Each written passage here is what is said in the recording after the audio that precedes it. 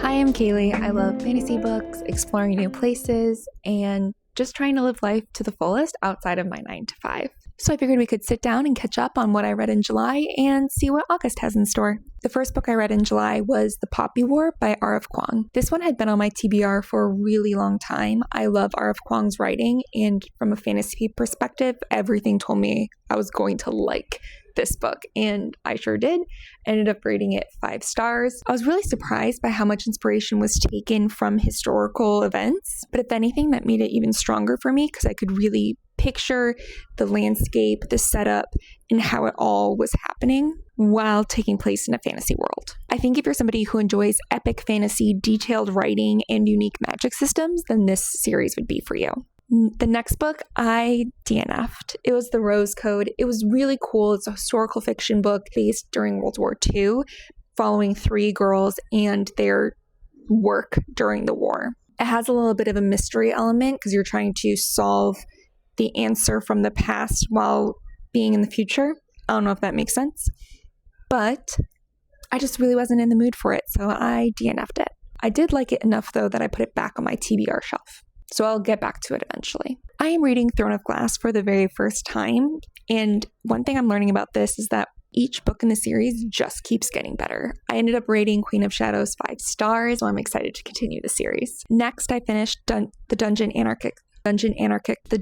Anarchist Cookbook. I don't know why that's so difficult for me to say. Out of all the books in this series, this has been my least favorite. It was a really slow start in the beginning, but I ended up really enjoying it towards the end. At that halfway mark, it kind of really picked up the pace. It's what I've been listening to on my commute to and from work. So no matter how bad the workday gets, at least I'm not fighting in an apocalypse being televised on a live TV show. I did end up rating this one 3.5, but I'm still going to finish the series. I'm so excited to listen to it next month as well. And then I ended the month with From Blood and Ash. I had heard a lot of things about this series and I was really excited for it, had really high expectations, and I was disappointed. I really struggled through the first 80% of it, to the point where I picked up every single medium possible. I was doing audiobook, e-reader. I even found the dramatized graphic audio version of it, and it was a struggle until the 80% mark. Then it just took off. I really enjoyed the last 20%, so I'm not sure if I'm going to finish the series or not, but mostly because I'm really mad that I didn't enjoy it until the last 20%. And that wraps up July.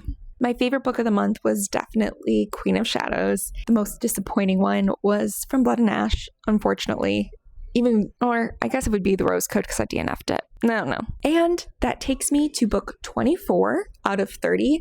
I had set myself a goal of reading 30 books this year, and I definitely think I'm on track to do that. Looking ahead at August, I kind of made myself a calendar of how I'm going to read because I do have a work trip in the middle of the month. So for the first week, I'm going to try to read The Hitchhikers. This is a surprise book to me. I just really wanted to rent a book from my library because I found out they deliver to my door. So I just grabbed the first book available and this was it.